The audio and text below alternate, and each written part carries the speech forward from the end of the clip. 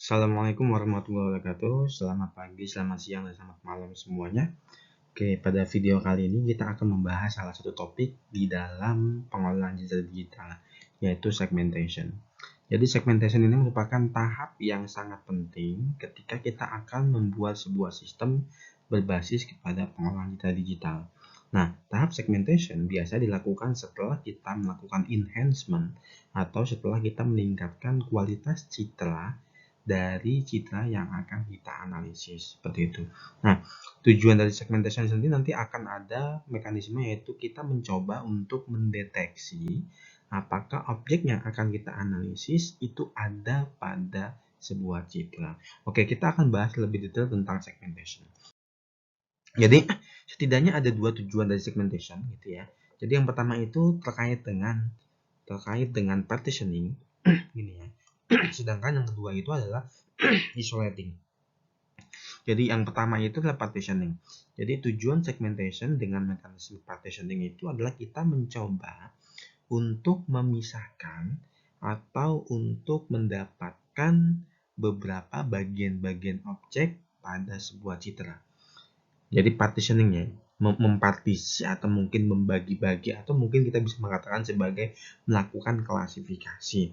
Jadi di dalam sebuah citra itu kita ingin tahu mana sajakah piksel-piksel yang merupakan objek A, manakah piksel yang merupakan objek B, objek C, dan seterusnya. Nah, sebagai contoh di sini, kalau kita memiliki sebuah gambar seperti ini,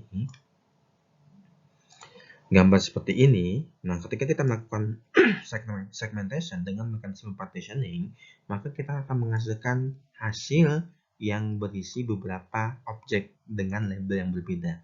Objek pertama, objek kedua, dan ini adalah objek ketiga. Nah, masing-masing objek ini akan memiliki sebuah label. Sebuah label di sini bisa berupa angka, bisa sebuah kelas, dan lain sebagainya. Tergantung definisi awal kita. Jadi kalau seandainya di dalam sebuah gambar itu akan ada 3 objek, maka label yang kita hasilkan itu akan ada 3. Kalau ada 4, maka yang dihasilkan ada 4 label. Nah, ini adalah untuk yang partitioning, yaitu membagi gambar ke dalam beberapa objek-objek yang akan kita analisis. Sedangkan untuk yang kedua, yaitu isolating. Jadi di isolating ini kita mencoba untuk mendeteksi atau kita mencoba untuk menganalisis pada sebuah objek tertentu gitu. Jadi spesifik objek. Nah, biasanya ketika kita melakukan segmentation dengan konsep isolating, itu kita akan menghasilkan hanya 2 buah area atau hanya 2 buah region. Region yang pertama itu adalah region yang putih, sedangkan region yang kedua ini adalah region yang merah. Yang merah ini adalah region yang akan kita analisis atau kita sebut sebagai region of interest. Jadi berapapun jumlah objek yang ada di sini, maka kita tetap akan menghasilkan 2 buah region, yaitu foreground, yaitu objek yang akan kita analisis, dan juga background, yaitu bukan objek yang akan kita analisis. Sebagai contoh, kalau di dalam sebuah gambar itu ada gambar motor, ada gambar mobil, dan ada objek manusia, tetapi kita hanya fokus kepada objek manusia, maka hasilnya nanti itu adalah objek manusia, region objek manusia, dan region bukan objek manusia. Kita tidak peduli dengan objek lainnya, kita hanya peduli dengan objek manusia. Nah, objek manusia ini, regionnya ini disebut sebagai foreground. Sedangkan yang bukan merupakan region objek manusia ini disebut sebagai background, sehingga hasilnya ini hanya 2 binary.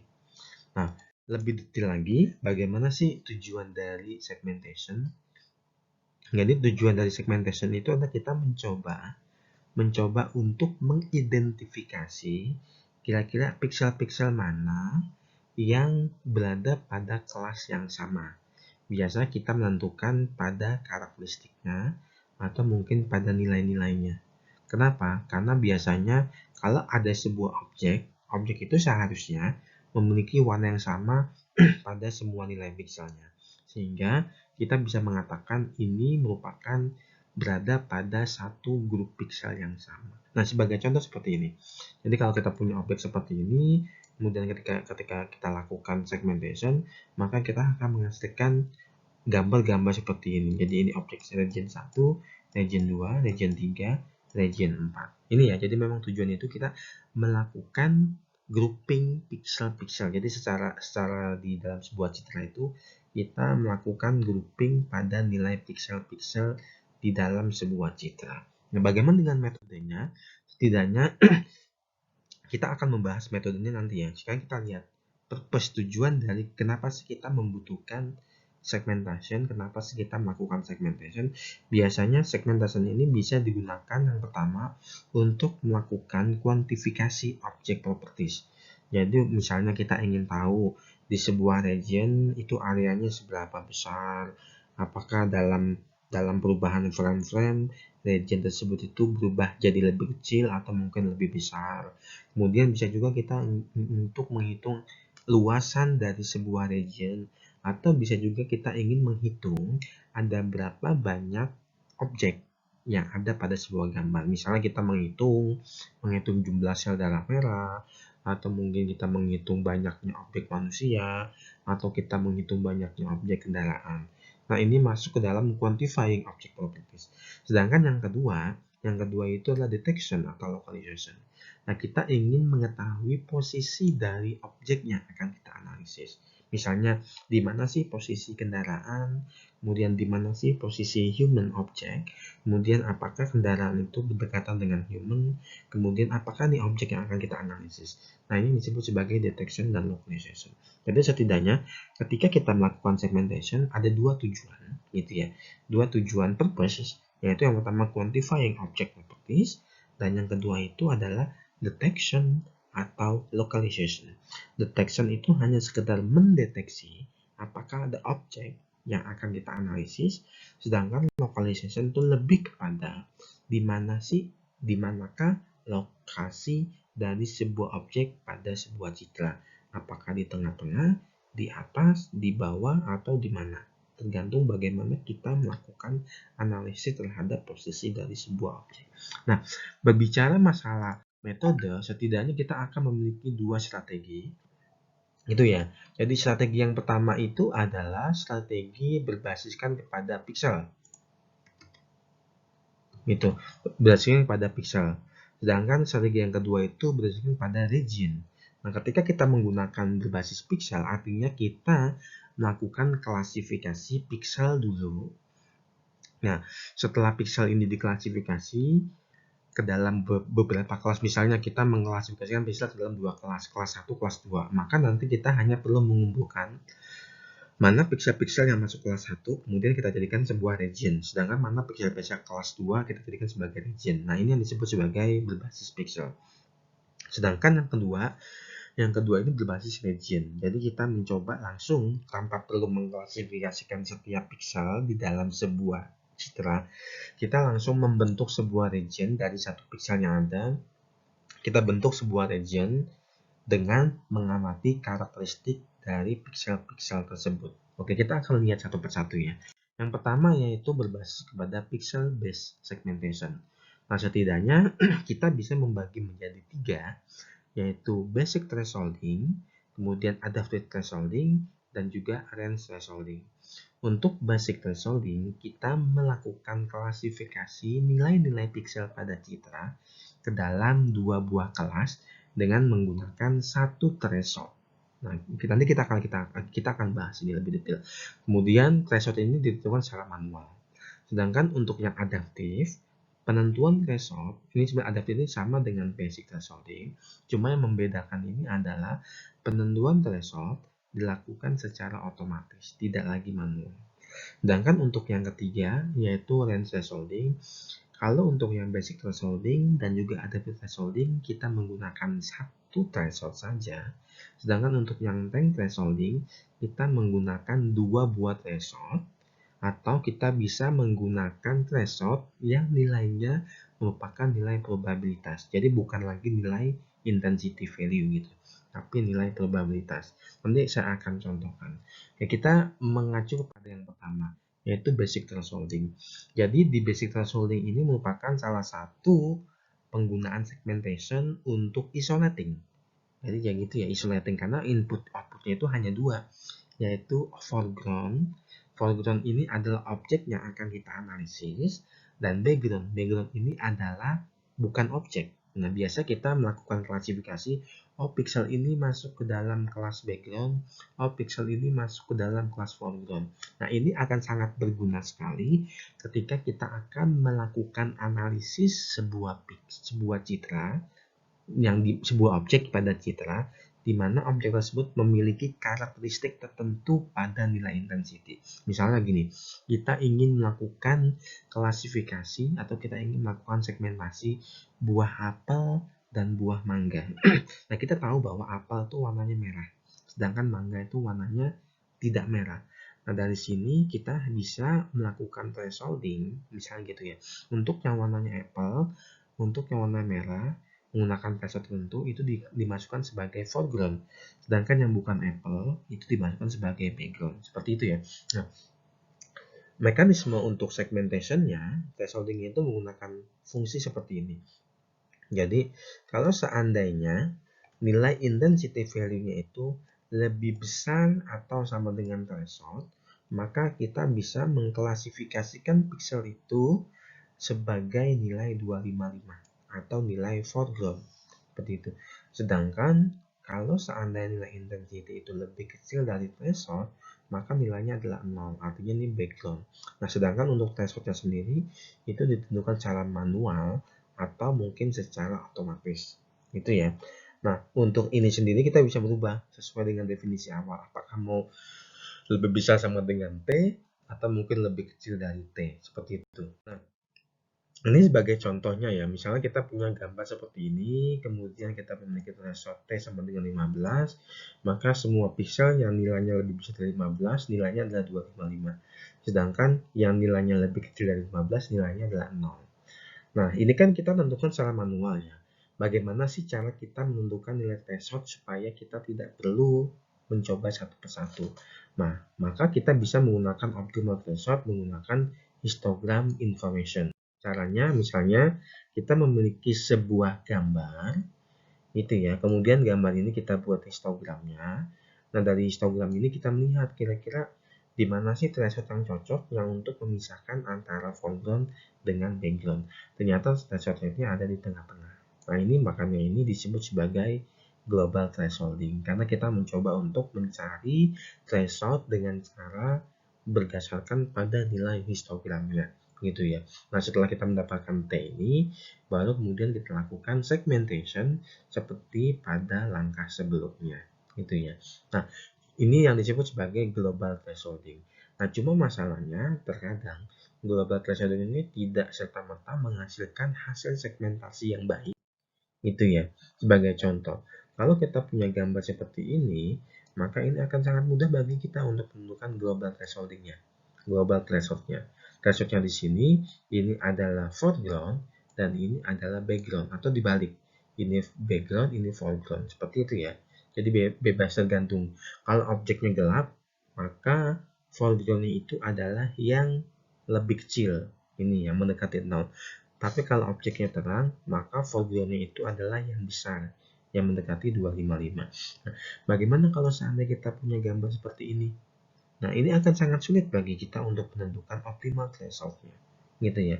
Dan terlebih lagi, bagaimana dengan gambar seperti ini? Nah, ini akan sangat lebih sulit bagi kita untuk menentukan thresholdnya yang baik itu seperti apa, gitu. Apakah, nah karena ketika kita melakukan segmentasi dengan menggunakan global thresholding, inilah yang akan kita hasilkan. Jadi ada semacam lingkarannya, tapi ini sebenarnya adalah sesuatu hal yang salah. Nah, untuk mengatasi masalah ini, maka kita bisa menggunakan konsep yang kedua, yaitu menggunakan local thresholding. Yaitu dengan cara gambar yang kita miliki itu dibagi-bagi menjadi beberapa subgambar. Misalnya gambar ini saya bagi menjadi 4x4 subregion, yaitu ya. Kemudian nanti masing-masing subregion ini, masing-masing subgambar ini, kita coba mencari histogramnya gitu ya. Setelah kita cari histogramnya, kita tentukan thresholdnya.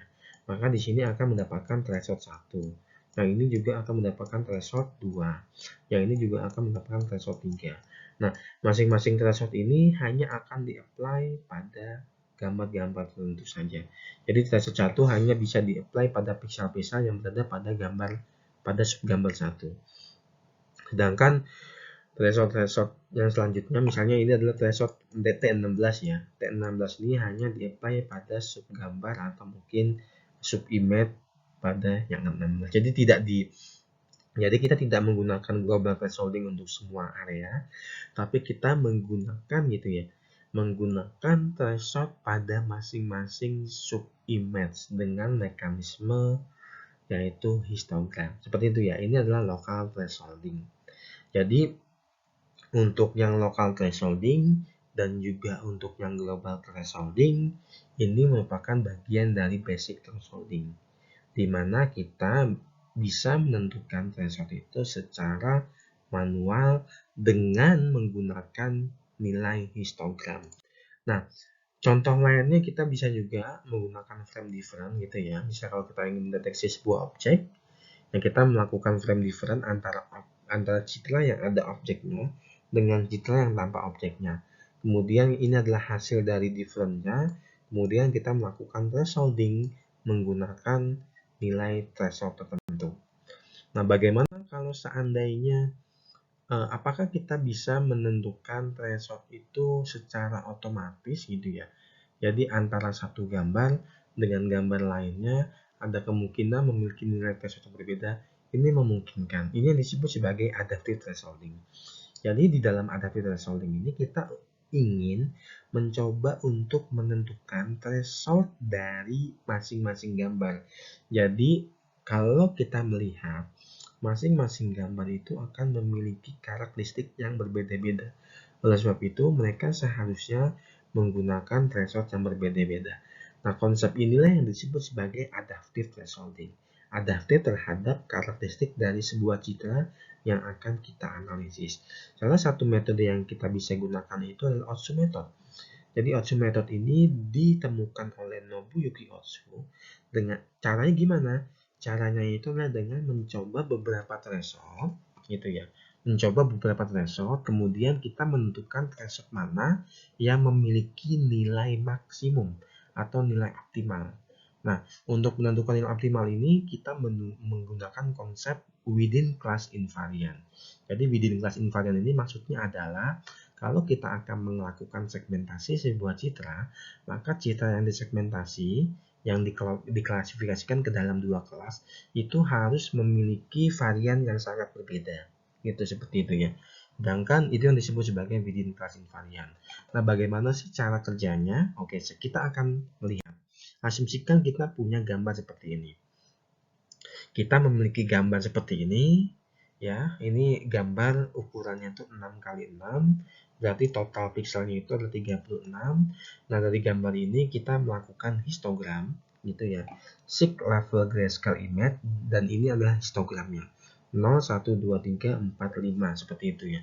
Nah, untuk yang nilai intensity-nya 0 itu ada 8, kemudian yang nilai intensity-nya putih itu ada 5, yang agak abu-abu itu ada 9, begitu seterusnya.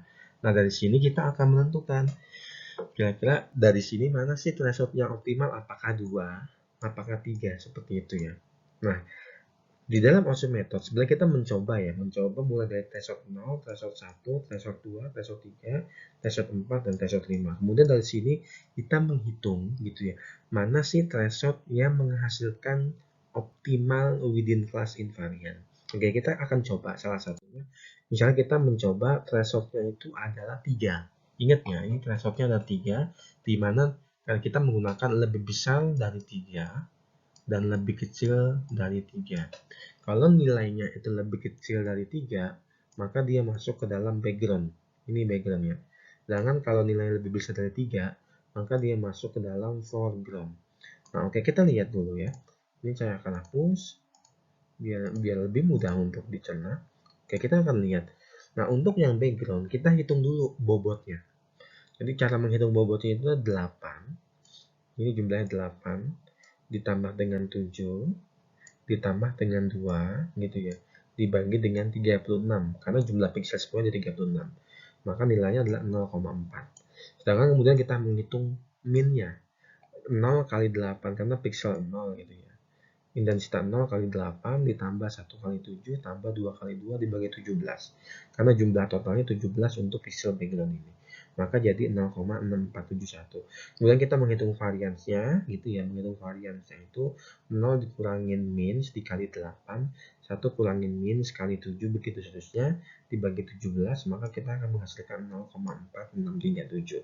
Nah, proses ini juga kita lakukan ketika kita melakukan proses perhitungan bobot pada foreground, yaitu bobot WF 6 tambah 9 tambah 4 gitu ya, kemudian nilai rata-ratanya, kemudian nilai variansnya. Setelah itu kita akan mendapatkan nilai varian. Nah, baru kemudian kita menghitung within class invariant, yaitu dengan cara menghitung bobot dikalikan dengan invarian. Jadi yang ini bobot 0,4722 dikalikan dengan 0,437 ditambah dengan 0,527 dikalikan dengan 0,5152. Maka kita akan menghasilkan nilai 0,4909. Nah, untuk nilai threshold 3 gitu ya, kita mendapatkan within class invariant. Kemudian nanti ini kita akan membandingkan dengan threshold lainnya. Nah, ketika kita mencoba untuk menghitung satu persatu, threshold 0 itu nilainya itu adalah 3,1196. Threshold 1 nilainya adalah 1,52. Threshold 2 nilainya adalah 0,5561. Threshold 3 nilainya 0,49. Threshold 4 nilainya 0,9. Sedangkan threshold 5 nilainya adalah 2,2. Dari sini kita bisa melihat bahwa yang paling minimal itu adalah yang threshold 3. Oleh sebab itu, kita perlu melakukan segmentasi dengan nilai threshold 3. Gitu ya. Jadi, karena mekanisme penggunaannya seperti ini, gitu ya, maka Osu method itu lebih adaptif. Artinya bisa jadi ketika kita mencoba-coba beberapa threshold, ternyata yang optimal itu bukan merupakan threshold di mana lokasi optimal threshold yang kita dapatkan menggunakan histogram. Oke. Sebagai contoh, misalnya ini grayscale. Ini hasil binary-nya. Nah, kalau kita menggunakan histogram, seharusnya kan threshold-nya di sini ya. Tapi ketika kita menggunakan Otsu, maka threshold-nya di sini. Ketika menggunakan histogram, seharusnya threshold-nya di sini, tapi menggunakan Otsu lebih adaptif, threshold-nya di sini. Sama untuk yang gambar ini juga harusnya threshold di sini, tapi menggunakan Otsu di sini. Nah, ini merupakan Otsu method. Jadi, dua gambar itu dia akan memiliki threshold yang berbeda-beda. Gitu ya. Bahkan gambar yang sama ketika diambil pada lingkungan pencahayaan berbeda, itu akan menghasilkan threshold yang berbeda pula. Gitu ya. Nah, kemudian yang terakhir ini adalah thresholding by probabilitas. Jadi di dalam thresholding by probabilitas ini kita menghitung nilai probabilitas sebuah pixel masuk ke dalam kelas tertentu. Jadi caranya itu kita mengumpulkan gambar-gambar dengan spesifik color ya. Misalnya gambar-gambar asap, gambar-gambar api, asap, atau mungkin banjir. Nah, setelah itu baru kemudian kita kumpulkan gambar-gambar tersebut, kemudian kita hitung average sama variannya untuk setiap channel pada pixelnya, kemudian nanti kita menghitung probabilitasnya. Sebagai contoh misalnya ini kita melakukan smoke detection. Nah, dari smoke ini kita mengumpulkan data-data gambar gitu ya. Gambar-gambar ini kemudian kita hitung average-nya, variansnya, dan kemudian kita menghitung probabilitasnya. Nah, ini adalah hasil dari probabilitasnya. Kemudian dari nilai probabilitas ini, ketika kita mendapatkan sebuah nilai pixel gitu ya, maka nanti pixel ini akan kita tentukan ini masuk ke dalam kelas mana berdasarkan pada nilai probabilitasnya. Kalau nilai probabilitasnya tinggi, maka dia masuk ke dalam kelas foreground yang merupakan objek yang kita analisis. Tapi nilai probabilitasnya rendah, itu berarti bukan merupakan kelas foreground. Seperti itu ya. Nah, ini contoh dari smoke detection. Jadi ini inputnya dan ini ada outputnya, ini inputnya, ini adalah outputnya, ini inputnya dan ini adalah outputnya. Seperti itu ya. Nah, kemudian itu merupakan beberapa contoh dari pixel based segmentation. Nah, kita akan masuk ke dalam region based segmentation. Jadi di dalam region based segmentation ini sangat berbeda sekali dengan pixel based segmentation. Di dalam pixel based segmentation, kita mengklasifikasikan setiap pixel yang ada pada citra. Itu kemudian pixel-pixel yang masuk dalam kelas yang sama dikelompokkan jadi satu. Nah, untuk yang region based ini beda. Jadi kita langsung membentuk sebuah region dari satu pixel gitu, atau mungkin dari sebuah area tanpa perlu mengklasifikasikan semua pixel yang ada. Nah, metode-metode yang bisa kita gunakan itulah region drawing, kemudian watershed atau flood fill, kemudian segmentation as clustering. Oke, kita lihat yang pertama. Yang pertama inilah region drawing. Jadi di dalam region drawing ini akan sangat mudah. Kita hanya perlu melakukan initial set of pixel K. Jadi K ini kita asumsikan sebagai jumlah region yang akan kita segmentasi. Misalnya kita memilih di sini gitu ya. Nah, setelah itu dari masing-masing initial pixel location K ini, kita cek tetangganya. Apakah tetangganya itu memiliki nilai pixel yang sama? Kalau nilai pixel yang sama pada tetangganya, maka tetangganya dengan pixel itu masuk ke dalam region yang sama. Kemudian nanti tetangganya ini ngecek tetangganya lagi, masuk ke dalam region yang sama atau tidak. Begitu seterusnya sampai kita menemukan bahwa pixel tetangga dari tetangganya itu tidak memiliki karakteristik yang sama. Nah, kalau kita melakukan initial shift-nya di sini, ketika kita melakukan region drawing itu ya ditambah-tambah semuanya, maka kita akan menghasilkan nilai ini. Ini adalah hasil yang hijau. Atau bahkan kalau kita memulai dari yang merah, maka kita akan mendapatkan yang merah saja gitu. Karena karakteristiknya sama. Atau kalau kita menggunakan yang kuning, maka kita akan mendapatkan yang kuning saja. Ini yang disebut sebagai region drawing gitu ya. Kemudian untuk contoh yang kedua, yaitu watershed segmentation. Jadi kita bisa membayangkan bahwa pixel pada citra itu merupakan sebuah wadah gitu ya. Wadah karena kan pixel itu kan dia seperti gunungan-gunungan gitu ya, lembah-lembah ya. Nah itu kalau dibalik kemudian kita masukkan air gitu ya, maka nanti kan ada semacam genangan-genangan air ya. Nah genangan-genangan air ini yang disebut sebagai region, makanya disebut sebagai watershed. Jadi kita mengasumsikan bahwa kita menuangkan sebuah air di dalam genangan wajah tersebut. Kemudian kalau pixelnya itu, kalau air itu ngumpul di sebuah area, maka kita bisa menandakan bahwa area tersebut berada pada region yang sama. Maka ini disebut sebagai segmentation. Seperti itu ya. Nah ini ya, misal contohnya ini. Kita menuangkan air dengan ketinggian H40, ketinggian H490, ketinggian H160. Di sini kita bisa memastikan bahwa ini satu region, dan ini satu region. Seperti itu ya. Nah, sedangkan ini contoh dari watershed sample. Ini original image. Kemudian ini adalah inverted image yang sudah dibalik ya. Karena kita tadi saya mengatakan bahwa gambar itu seperti lembah-lembah, kemudian kita balik jadi nanti jadi semacam penampungan air. Kemudian kita tuangkan air, maka kita akan mendapatkan flood fill atau mungkin watershed. Nah, ini adalah hasil dari segmentasinya. Ini segmentasi yang kita lakukan dengan menggunakan inverted image. Nah, kemudian yang metode terakhir ini adalah segmentation as clustering. Jadi di dalam segmentation as clustering ini kita mengasumsikan bahwa setiap pixel itu sebagai satu data, gitu ya. Setiap pixel itu sebagai satu data. Kemudian data-data ini kita lakukan clustering, gitu. Nah, data ini bisa merupakan intensity, yaitu kalau kita ingin melakukan segmentasi kita kepada grayscale, gitu ya. Grayscale ini artinya hanya satu dimensi atau berwarna. Pewarna di sini kita memiliki 3 dimensi atau warna dan koordinatnya ini di sini kita memiliki 5 dimensi seperti itu. Nah, kemudian kita melakukan clustering menggunakan salah satu metode clustering, misalnya adalah K-mean clustering atau mungkin DB-scan atau mungkin metode clustering lainnya. Tapi untuk memudahkan, biasa kita menggunakan metode K-mean clustering karena ini lebih mudah untuk diimplementasikan. Seperti itu ya, dibandingkan dengan yang lainnya. Oke, kemudian ini contoh fitur vektor data yang bisa kita gunakan sebagai clustering. Asumsikan kalau kita menggunakan color, artinya setiap pixel itu satu data, gitu ya. Satu data maka dia memiliki 3 buah dimensi. Sedangkan kalau vektor dan color dan location maka dia memiliki 5 dimensi. Gitu ya. Kemudian data-data ini diproses menggunakan salah satu metode clustering yang ada. Nah, ini merupakan contoh ya. Ketika kita menggunakan K sama dengan 2, gitu ya. Maka ini kita segmentasikan, ini adalah hasilnya. Nah, ini ketahuan ya, ini kan bayang-bayang ya. ketika kita segmentasi bayang-bayang hilang jadi satu kesatuan, lebih kompak seperti itu. Nah, nanti dari sini kita bisa melakukan thresholding tambahan gitu ya.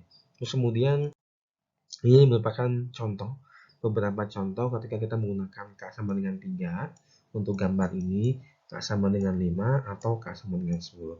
Tentunya ketika kita menggunakan nilai K yang berbeda, hasil segmentasi juga akan berbeda. Nah, ini contoh lainnya ini adalah kalau kita menggunakan gambar ini, kemudian ini K-nya berapa, kemudian gambar ini K-nya juga berapa. Cuma memang kelemahan ketika kita menggunakan clustering itu adalah kalau ada degradasi warna seperti ini, maka ini dianggap sebagai cluster yang berbeda. Oke, saya kira itu dari saya terkait dengan penjelasan metode segmentation. Jadi setidaknya kita akan ada dua gitu ya. Yang pertama adalah berbasis pixel dan yang kedua berbasis segmentation. Nanti hasil dari segmentation ini biasanya itu menghasilkan hasil yang terkadang tidak terlalu baik. Kita perlu melakukan proses yang namanya morphological processing. Nah, ini nanti kita akan bahas pada video selanjutnya. Terima kasih atas perhatiannya. Wassalamualaikum warahmatullahi wabarakatuh.